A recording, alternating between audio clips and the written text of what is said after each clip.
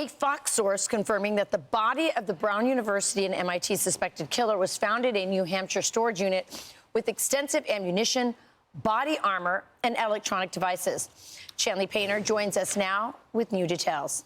Hey guys, yeah, that's right. Police indicating the suspect engaged in an extensive amount of pre-planning and surveillance before the attacks, but say they're still searching for a possible motive in the deadly shootings at Brown University that left 2 dead and 9 others hurt, and the killing of an MIT professor last week. Claudio Neves Valente, a 48-year-old Portuguese national and a former PhD student at Brown University more than 20 years ago, was found dead from a self-inflicted gunshot wound days after the shootings. Now, a former classmate of the suspect is speaking out, saying Valente was socially awkward and often confrontational, recalling, quote, Neves Valente's frustration with life in the U.S., his courses, and his professors sometimes reached the level of anger, adding that he once had to break up a fight between Neves Valente and another classmate whom, according to Watson, this classmate, the Portuguese national insulted due to the classmate's Brazilian heritage. We're also learning that the gunman took at least 4 trips to Boston in the months ahead of the mass shooting, according to sources to the New York Post. Each visit was longer than the last as he researched and planned the attacks, allegedly. His first trip happening last February, and then again in April, and then October and November. And as for the homeless hero who cracked the case for police, he's reportedly being taken care of by federal officials, staying in a hotel, being fed. That's according to sources to the New York Post as well.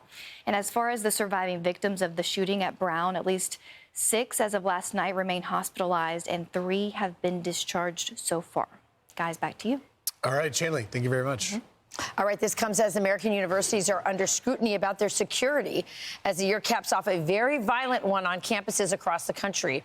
So are these elite universities prepared for targeted violence? Cornell University law professor William Jacobson joining us now. William, thank you for taking time. You just saw that wall of the incidents on campuses across America. Are universities prepared to deal with this? Well, I don't know if they are. I mean, this is obviously everybody's worst nightmare. I teach on a college campus. This is something we worry about and needs to be taken very seriously. The problem is a lot of colleges, and Brown also, are under enormous pressure not to cooperate with police, not to have surveillance cameras, not to have mask bans. And those things, we need to understand what happened here. In order to understand what can be done to remedy the problem, we need to understand what happened here. And unfortunately, Brown University and even the Providence Police have not been very forthcoming as to the role of surveillance cameras, the role of Providence being a sanctuary city, and Brown also, which does not cooperate with ICE. We need to understand what went wrong here.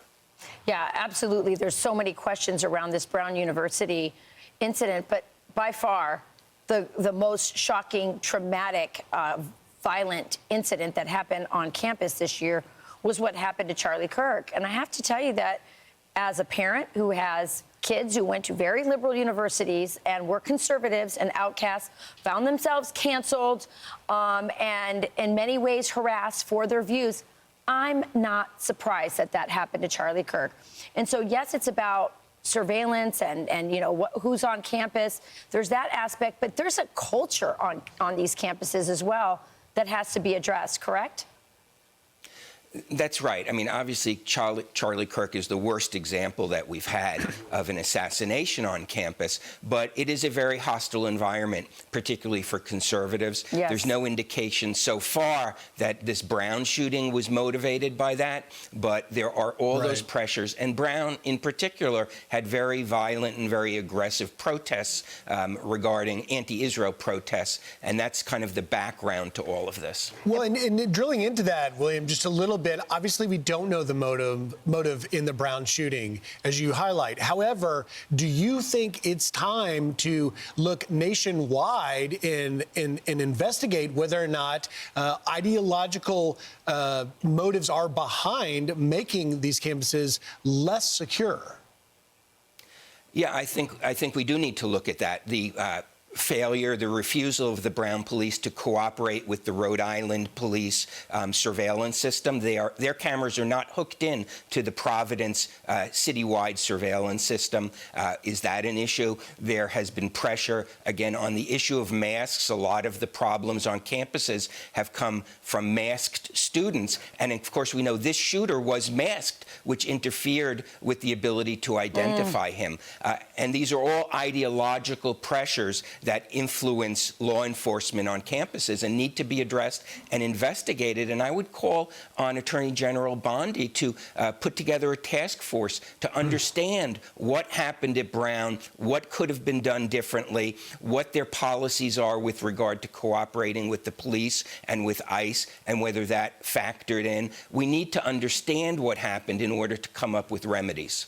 Well, hopefully Brown University's president is listening to you talk right now. She has said in initial comments at press conference she's not thinking that anything needs to change. Clearly, you have a different opinion on that, and nothing is more important than the safety of students at our college campuses. William Jacobson, thank you very much for taking time. I'm Steve Ducey. I'm Brian Kilmeade. And I'm Ainsley Earhart. And click here to subscribe to the Fox News YouTube page to catch our hottest interviews and most compelling analysis.